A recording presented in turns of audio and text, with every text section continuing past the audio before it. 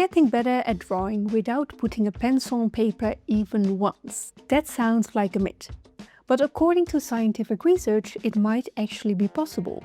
All you have to do is visualize. Now for someone like me, a very visual thinker, a huge daydreamer, that sounds like a piece of cake. So naturally I had to investigate it for myself. Can I actually get better at drawing just by visualizing?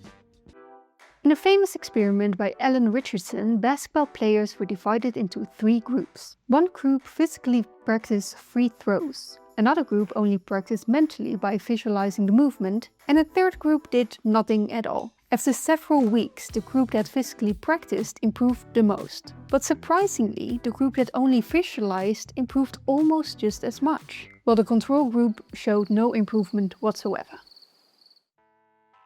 This suggests that mental rehearsal activates many of the same brain processes as physical practice and can genuinely improve performances. Ever since I first heard about this experiment, I have been fascinated by the idea that maybe I could improve at almost anything simply by imagining it, including drawing. So for the next 5 weeks, I'm not going to make any portraits. Instead, I'm going to visualize portraits for at least 30 minutes every single day. And to test whether this actually works, I will create a self-portrait before the experiment and the exact same self-portraits afterwards. So we can compare them and see whether this experiment actually changed anything. But how could visualization possibly work? I am not actually drawing, I am not training my hand, I'm not making lines, mistakes or corrections, and yet, brain research shows that when you vividly imagine performing an action, many of the same brain regions become active as when you physically perform that action. So when I imagine a hat, I activate the same visual areas of my brain responsible for processing shapes and faces. In a way, my brain is still practicing, just without the physical execution. And maybe that's exactly the difference.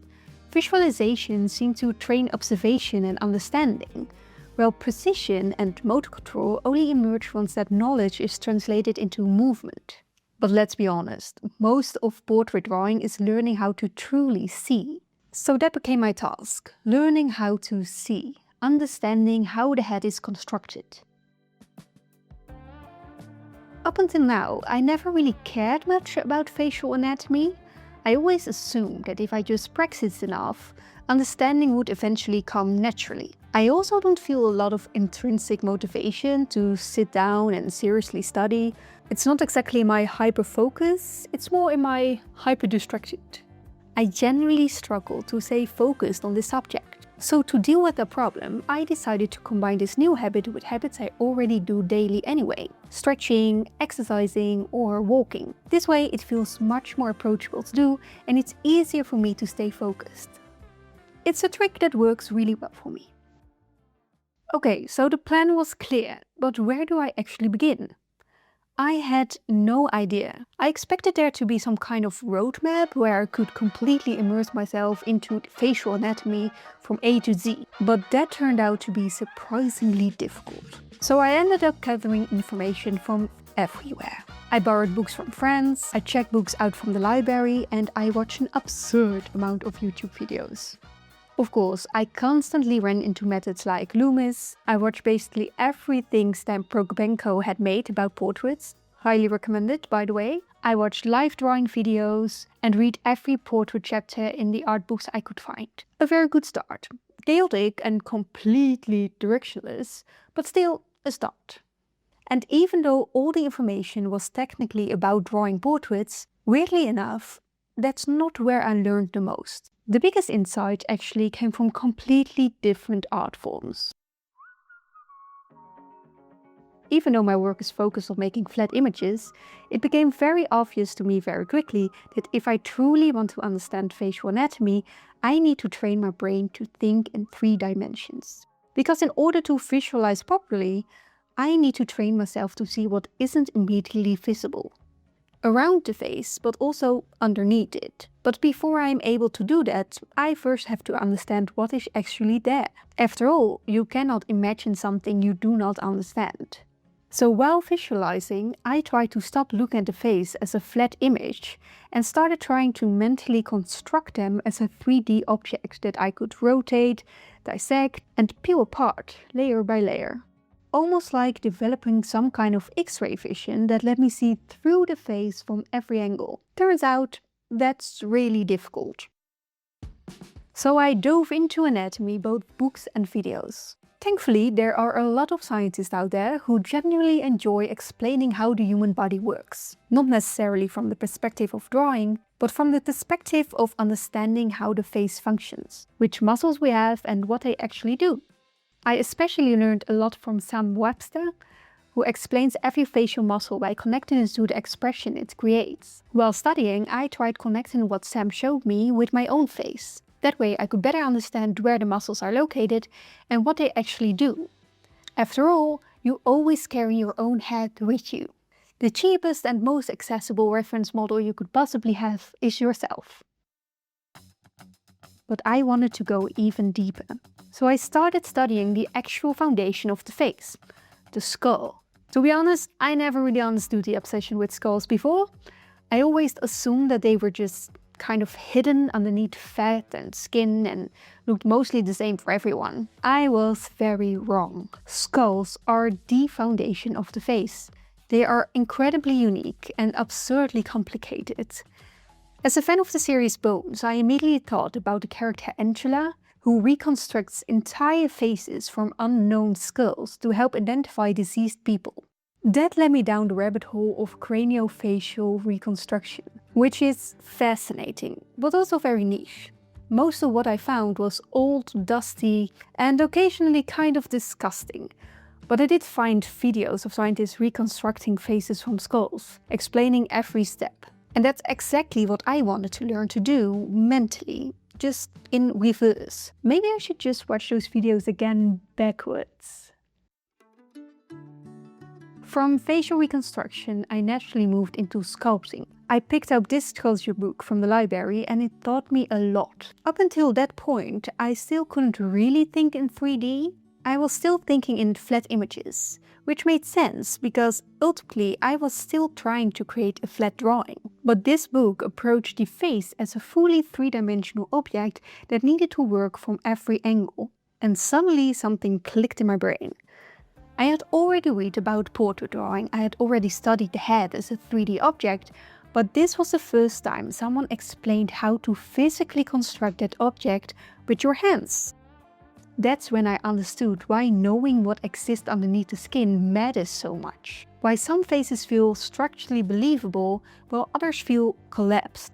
Even though I had already studied facial muscles before, I had never managed to translate that knowledge into actually creating form. But now, for the first time, a little bit of my X-ray vision skills started kicking in. And once that clicked, a whole bunch of other things suddenly started to make sense as well. Information about light, values, reflections, and shadows no longer felt random. Before this, I mostly copied dark and light shapes without really understanding why they existed where they did. But through the Asaro head, also known as the planes of the head, I started seeing the face as a collection of surfaces reacting to light. And suddenly I saw those planes everywhere. In the photos I was studying, in the mirror, in random people walking down the street. I finally understood where the light was coming from and why certain parts of the face moved forward while others disappeared into shadow. It's now been 5 weeks. 5 weeks of visualizing for at least 30 minutes every day.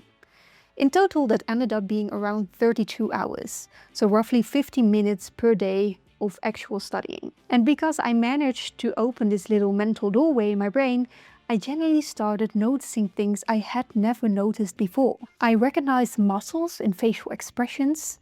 I noticed eye sockets, nasal bones, cheekbones. And with this new awareness, every face suddenly became an opportunity to visualize. When I look in the mirror, I try to see where my bones are and activate different facial muscles. I secretly stare at my friends and occasionally even ask if I can poke their face. And random strangers on the street suddenly became fascinating study subjects too. So beyond those 32 hours of focused practice, I suddenly had countless little moments throughout the day to keep visualizing and understanding the face. So now, the results. As promised, I ended the experiment by making a self-portrait. I chose this reference photo because I had already tried capturing it many times before. So I don't just have the drawing I made before starting this experiment, I also have older attempts from much earlier on, which gives me a much clearer picture of where my skill level was before all of this. The moment I started drawing again, I immediately noticed things that I had never noticed before. I see things now. The ear, I think I put the ear way too much in the middle of the face, instead of back where it belongs. Learn that the bone of the nose is underneath your nose wings. That's new. I think I put that on the same line all the time. I feel so ashamed that I did not learn this before.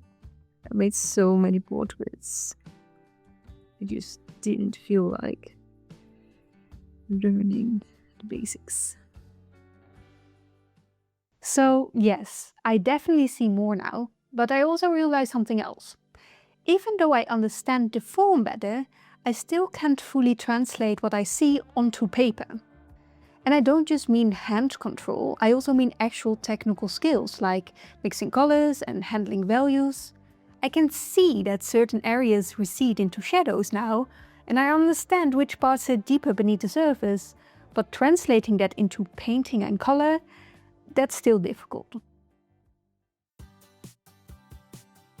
Once I finished the portrait, I pulled out the old portrait I had intentionally hidden away after drawing it. I hadn't seen it for 5 weeks, and this was my genuine first reaction.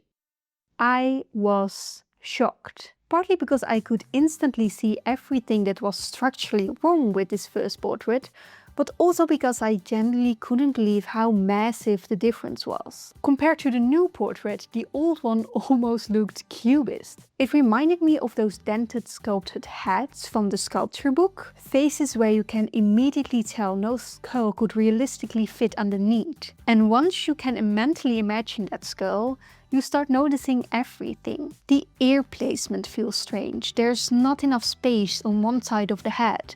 Forms feel flattened and the entire portrait lacks a proper foundation. Now look, of course, there's still a lot of criticize about the new portrait too. Whether it actually looks like the reference? Debatable. But that this portrait feels much more structurally believable than this one, you can see that too, right? So, can you actually improve at drawing simply through visualization? Yes, but with some important side notes. Because when I first imagined this experiment, I thought it would be some kind of effortless life hack. Like I could just watch videos, vaguely think about faces, and magically improve. That was absolutely not the case. I studied really hard, really trying to understand what I was seeing. Not just anatomically, but also through light and shadow. However, once I reached a certain point, practicing suddenly became much easier. Not only because it became more fun as I discovered more and more, but also because practice suddenly became available everywhere, all the time. And that led me to an unexpected side effect. I know, I have said this before, but it genuinely amazed me and I keep believing it more and more. Drawing makes you love life more, and drawing portraits makes you love people more.